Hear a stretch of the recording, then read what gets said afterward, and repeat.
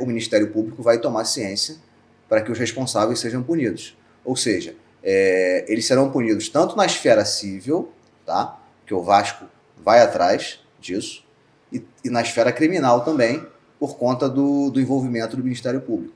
Simpatizantes, povão que for para o jogo, a gente fez uma parceria com a BRA aí na logística, que vai nos levar a voltar com segurança. Uma empresa credenciada aí faz essa escola.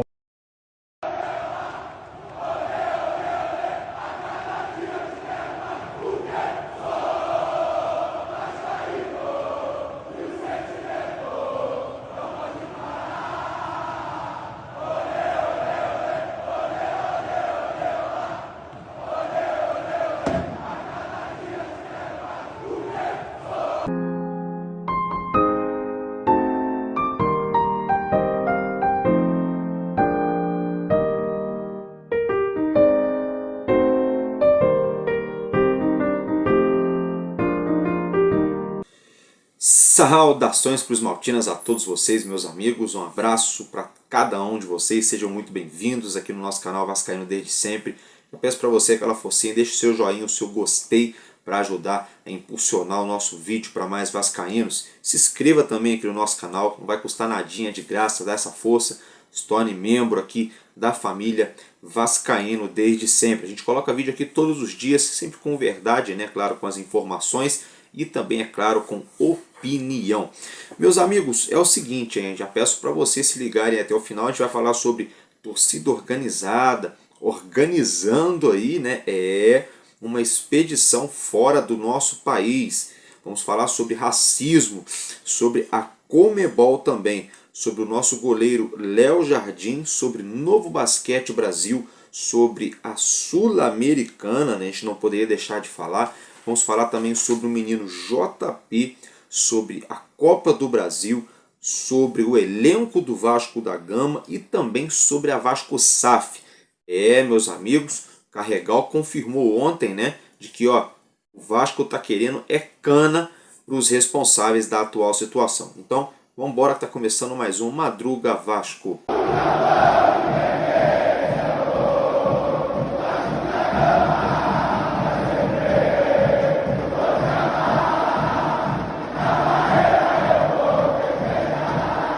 É isso aí, meus amigos. Então, mais uma vez, né? Se inscreva, deixe o seu joinha e compartilhe também o nosso vídeo.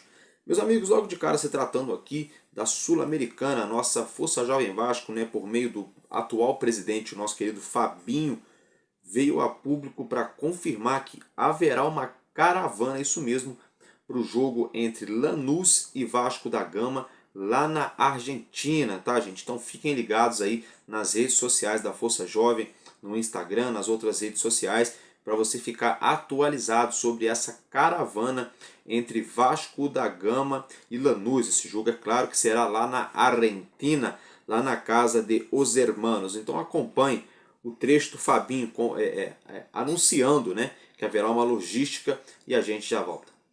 Fala aí, rapaziada, Fabinho falando, presidente da Força. Nós já pensando no jogo contra o Lanús aí, dia 13 de maio aí, no bem-estar do vascaíno, não só da torcida, de todo componente que for, de todos os simpatizantes, povão que for para o jogo. A gente fez uma parceria com a BRA aí na logística, que vai nos levar a voltar com segurança. Uma empresa credenciada aí faz essa escolta, todas as torcidas aí vão jogar lá. Então a gente, pensando nesse bem-estar do nosso torcedor, né, fizemos essa parceria para poder nos levar e voltar com segurança. O local e o horário e a data vai ser divulgado em breve. A gente vai passar o link legal, a gente vai passar os contatos. Então, fica ligado aí, logo logo tá saindo nas nossas redes sociais. Valeu! É isso aí, né, gente? Então, já tá explicadinho para vocês aí, como vocês já acompanharam. Agora, falar um pouquinho aqui sobre racismo, né? O presidente da Comebol teve uma fala muito infeliz, né? Uma cobrança muito forte em cima da Comebol por situações envolvendo racismo. Quando eu falo situações, são várias situações no plural, né? Então, assim, foi marcada para a próxima quinta-feira, no dia 27 de março, tá, meus amigos? É uma reunião para se tratar sobre a situação do racismo, né, no futebol aqui da América do Sul. Foram convidados todos os representantes de governo e também das agremiações ou associações dos 10 países participantes. Então, vamos ver, a hora da CBF tomar uma atitude é agora. A hora dos clubes baterem na mesa é agora. A hora aí do governo brasileiro entrar na parada é agora. Porque se depender dos argentinos, dos uruguaios, a coisa não vai parar por aí. Os paraguaios, a coisa tende a piorar. Então esse movimento tem que ganhar força e é agora. O presidente lá da Conmebol marcou essa reunião, porque além de todos os acontecimentos que vêm acontecendo ano após ano, a Conmebol não toma rigorosamente nenhuma atitude drástica em relação para com aqueles que praticam o ato do racismo dentro e fora dos estádios durante jogos aqui da América do Sul. Simplesmente o presidente da própria Conmebol me solta aquela fala em relação ao Brasil. Fora de uma competição sul-americana, ele disse que seria o Tarzan sem a Chita, seria impossível. Ainda teve um bobo da corte que riu junto com ele ali. Então, assim, ficou muito feio, né? Aí agora marcada essa reunião, mas não adianta chegar lá e falar mais do mesmo, notinha, não sei o que lá, e ficar por isso aí. Tem que ter cobrança mesmo. A hora das equipes aqui do futebol brasileiro, da CBF, de terem representatividade na Conmebol é agora, tá? Tem que ser cobrada essa situação. Se tratando ainda de Sul-Americana, aqui da América do Sul, no nosso futebol, o SBT comunicou que vai transmitir, isso mesmo, vai transmitir o primeiro confronto do Vasco contra o Lanús, né, que vai acontecer lá na Argentina, né, meus amigos? Não, primeiro não, né? Enfim, só sei que o Vasco vai enfrentar o Lanús lá na Argentina e o SBT vai transmitir essa partida que está marcada por dia 22 de abril às 9h30 da noite. Então, uma expectativa muito grande aí, né? Praticamente um mês, não, para esse jogo aí um mês, né? Mas aí menos de um mês, né? 2 semanas e mais um pouquinho aí para a gente ver o Vasco estreando na Copa Sul-Americana, né? Diante o Melgar lá no Peru. Depois o Vasco volta para enfrentar aqui no Rio o Lanús jogando em casa, né? E esse jogo que o SBT vai transmitir é um jogo fora de casa, né? No caso lá na Argentina, Lanús e Vasco no dia 22 de abril, 9h30 da noite. Agora eu quero falar com vocês aqui, meus amigos, sobre uma questão envolvendo o goleiro Léo Jardim, né? Ele completou no dia de ontem 30 anos, né? O Vasco tem uma opção de renovação de contrato com ele aí, quase tudo acertado, né? Então vamos aguardar aí, parabéns para o nosso goleiro Léo Jardim, vamos torcer para rapidinho isso ser resolvido aí, essa renovação de contrato. Se tratando do Novo Basquete Brasil, quero colocar para vocês aí uma fala, né, do Rafael Paulic, que está mais uma vez no Jogo das Estrelas. Então acompanhe.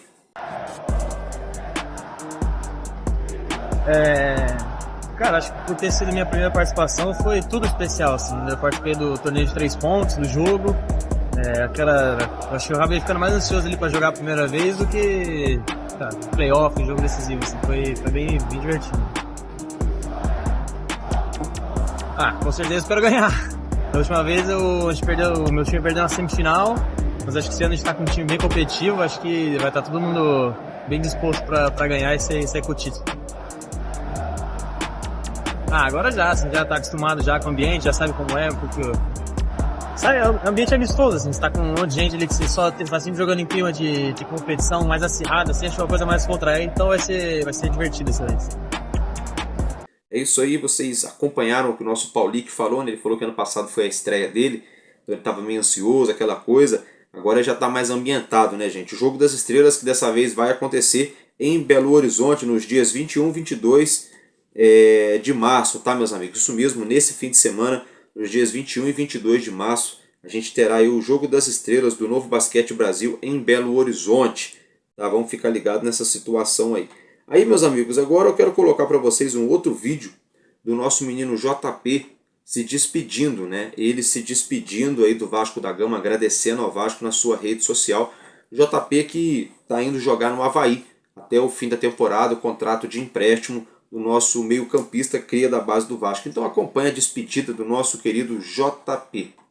Foi o que eu tô vendo. Dias atrás eu tava ali na arquibancada, hoje eu tô aqui dentro. Desde cedo a gente sabe o que é ser Vasco, a gente sabe da responsabilidade que a gente tem de vestir essa camisa, representar milhões de torcedores. O nosso papel é sempre tentar exaltar a nossa torcida, a nossa grandeza, e a gente luta todos os dias aqui, vem trabalhar para colocar o Vasco no seu devido lugar, para dar alegria à nossa torcida.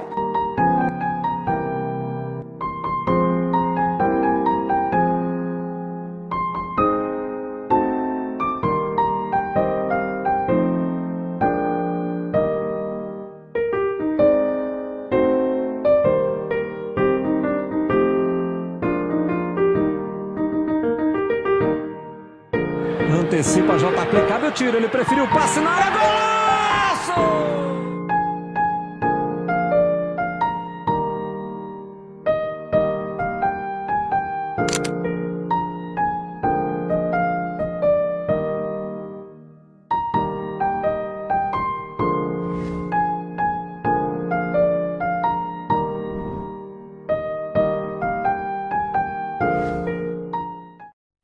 É isso aí, né, gente? No caso do JP, é um até logo, né? Porque ele ainda pertence ao Vasco, tá indo pro Avaí, né? Para ganhar mais rodagem, para ter mais minutos em campo também. Mas é claro, sempre muito grato ao Vasco, né? Ele que foi lançado no futebol profissional com a camisa do nosso gigante, sempre muito promissor também na base, né? Fazendo sempre um papel de protagonismo em todas as categorias de base que ele performou com a camisa do nosso gigante, né? Então boa sorte pro nosso menino JP. O João Pedro, né? Agora eu quero falar com vocês aqui, perdão, sobre a Copa do Brasil. Né? É o seguinte, a CBF está querendo voltar uma velha prática que tínhamos aqui no futebol brasileiro. Nessas fases iniciais aí, primeira, segunda e terceira fase, que agora está sendo com um jogo único, né? O jogo na casa do time menos ranqueado, sem a vantagem do empate, né? Empatou é pênalti. Já é uma situação de mata, né? Ganhou, passou, perdeu, tá fora. E agora a CBF quer retornar a uma velha prática, que era aquela prática de 2 jogos, ainda na primeira, segunda, terceira fase de Copa do Brasil. Um jogo aqui, um jogo lá, agregado e não sei o que. Aí assim, alguns românticos falam, é para incrementar o produto. Aí outros falam assim, é bacana, que aí tem mais chance de eu ver o Vasco jogando aqui na minha cidade, toda essa situação. Beleza, bacana, a gente entende tudo isso. Agora, gente, a gente pede para a CBF, toda semana aqui praticamente, para a CBF diminuir o calendário do futebol brasileiro. Né? Dar uma enxugada aí nesses estaduais, Copa do Nordeste, é muita competição, depois vem Campeonato Brasileiro, Copa do Brasil, Sul-Americana, Libertadores, Recopa do Brasil, Recopa Internacional, Mundial de Clubes, é muita data, né? Sem contar as datas FIFA que estão sempre pegando jogadores dos clubes aqui no Brasil. Então isso é complicado. Aí o que acontece? Você vai acrescentar mais data ainda na competição, né? Então assim, eu acho que é só para tumultuar, né? Acho que não tem necessidade nenhuma. Acho que é só para tumultuar mesmo essa situação. Acho que a CBF era para estar lutando para diminuir aí de repentemente os jogos de campeonato estadual, né, dar uma enxugada nesses campeonatos regionais aí Brasil afora, que é todo ano aí, 2 meses aí só enchendo linguiça. Essa é a grande realidade. Para os times grandes fazerem pré-temporada e para os times pequenos tentarem lançar um jogador ou outro na mídia nacional.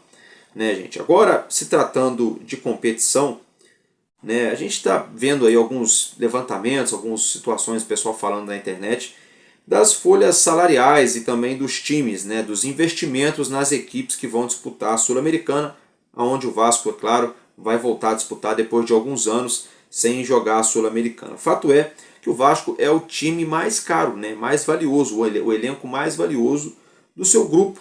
Temos o Lanús com 28 milhões de euros investidos, temos o Puerto Cabello com apenas 5 milhões de euros e o Melgar com 10 milhões de euros no investimento, e o Vasco é o primeiro desse grupo com 85 milhões de euros, né, avaliado, no caso, o elenco do nosso Cruz Maltino. Aí é claro, olhando nu e cru para os números e para o grupo, tecnicamente, historicamente, peso de camisa, investimento, claro, né, com todo o respeito, é justamente essa a ordem mesmo, né? É essa a ordem mesmo aí, né? Lanús, né, depois vem o Melgar, depois o Puerto Cabello. Eu pensava que o Melgar, de repente, tivesse um investimento um pouquinho maior, porque desse grupo aqui, eu acredito que o Melgar deve ser o que mais deve dar um trabalho aí ao lado do Lanús, viu? Eu acredito, é uma opinião minha. Agora, jogo, né, gente, futebol não é assim, ah, não, o time mais caro aqui vai ganhar, né? Não é assim, né? Se fosse assim, a chuteira mais cara também ganharia, né? Toda aquela situação, né? Não, é o jogador mesmo, é o time que tem que jogar, fazer por onde. Mas aí, para vocês verem como é que isso não quer dizer muita coisa também. Ah, é o mais rico do grupo, sabe? São só 4 times. Vamos lá, então. Aí a gente vê aqui o Vasco na Sul-Americana e também na Libertadores da América.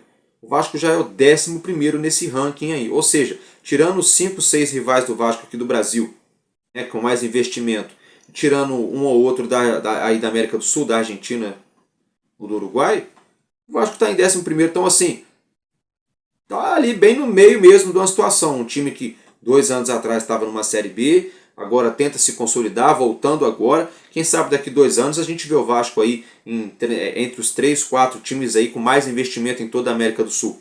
Seria bacana, né? Porque atualmente, por exemplo, a gente vê o Palmeiras com 228 milhões de euros. Né? Mas, poxa, só no Paulinho, né, ex-cria do Vasco, ex-jogador do Vasco, eles gastaram mais de 100 milhões de reais só em um jogador. Então a gente vê o nível do investimento. O Urubu também, com 200 milhões de reais, né, avaliado, 201.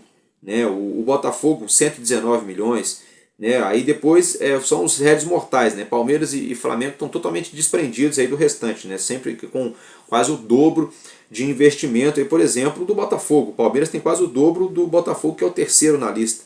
Aí temos, por exemplo, o River Plate com 113 milhões, é um altíssimo investimento, se tratando para o futebol argentino. E o Corinthians, apesar de todos os apesares, aí é o 5º nessa lista com 111 milhões. Aí a gente vê o Vasco lá embaixo em 11º, mais ou menos ali mesmo com a realidade financeira do clube.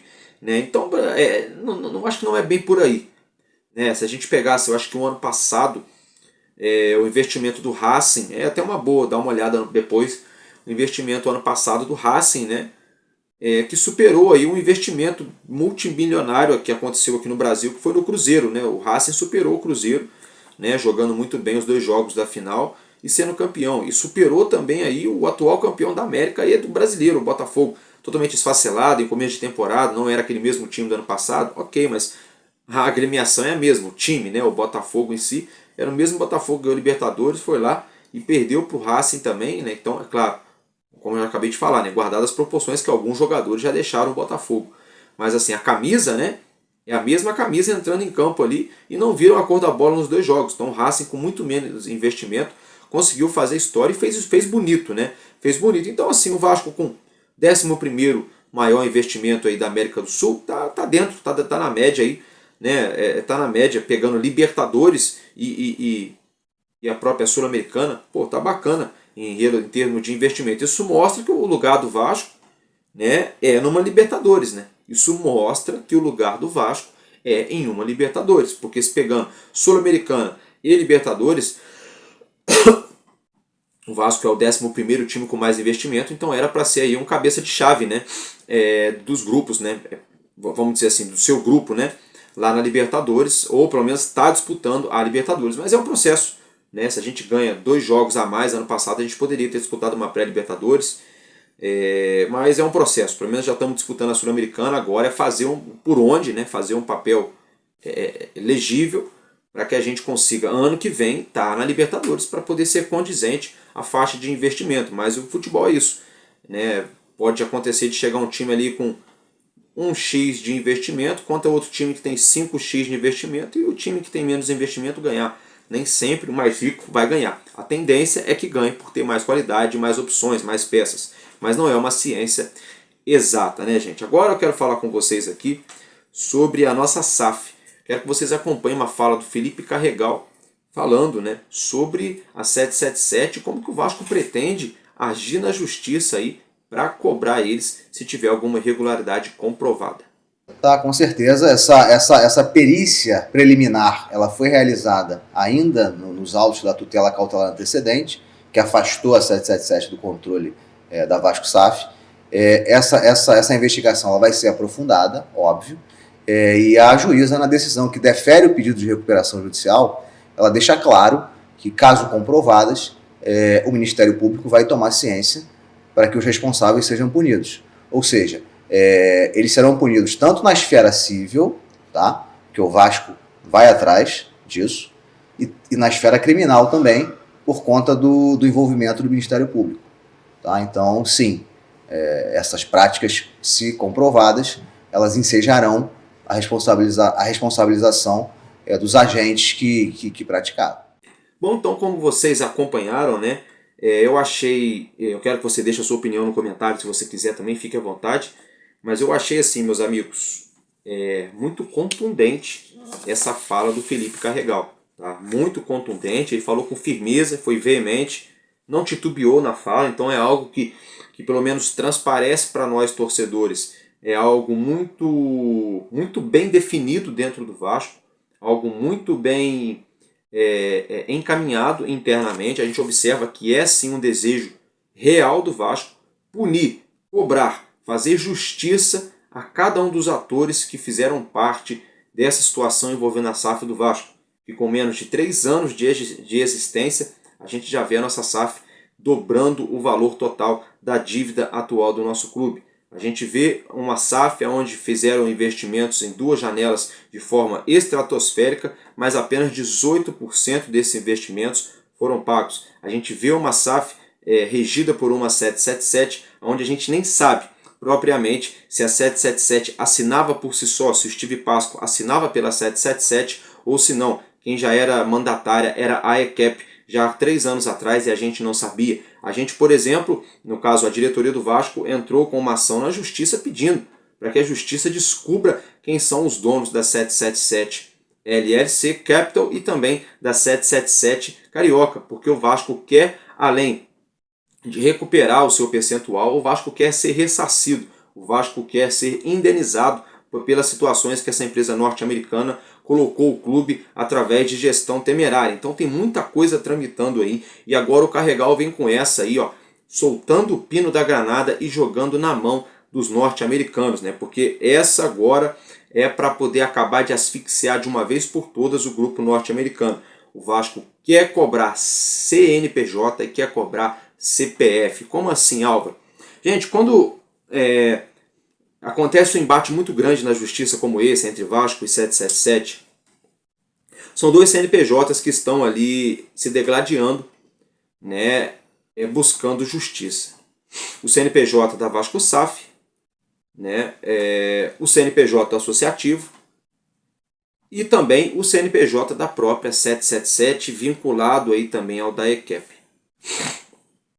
Então, por exemplo, se um exemplo aqui, se a coisa der errado para o Vasco e o Vasco for punido nessa situação, só um exemplo, nenhum presidente, ninguém do Vasco ali, por exemplo, se você só investigar o CNPJ, vai ser punido. O clube que vai se lascar com um montão de situação. Mesma coisa a 777. Se for punida somente o CNPJ da 777, a empresa vai ser decretada ali falência, a empresa vai ter que indenizar o Vasco, vai ter os bens bloqueados, coisa e tal. A justiça vai arrumar um jeito para eles pagarem o Vasco. Mas quando você vai atrás do CPF, aí o negócio é mais embaixo, porque aí você vai atrás do que a empresa fez, do que o CNPJ fez, e quem por trás daquele CNPJ, qual CPF por trás daquele CNPJ, agiu ali nos bastidores de forma lesiva, de modo que venha a ter causado dano para ambas as instituições ou apenas para uma, que é o caso do Vasco da Gama. E sendo comprovado isso, aí sim o Vasco vai cobrar na justiça a 777, a ECAP e quem quer que seja que esteja envolvido, mas também, por exemplo, Jorge Salgado. O Vasco vai poder cobrar Duque Estrada, Adriano Mendes, Osório, Luiz Melo. O Vasco vai poder cobrar aí, por exemplo, o Jorge Salgado, vai poder cobrar o Júlio Brandt, vai poder cobrar o Josh Wander, Amólio Wander, o Steve Pasco e mais uma turma, uma renca, né? Não estou dizendo que essas pessoas vão ser cobradas pelo Vasco. Eu estou dizendo se for encontrado alguma irregularidade, vindo a ser comprovada, não só a agremiação, não só o CNPJ vai pagar, mas o CPF de quem também estiver envolvido em algum suposto esquema ou suposta situação que venha a ter lesado o Vasco da Gama, essas pessoas, na forma de pessoa física, também serão cobradas.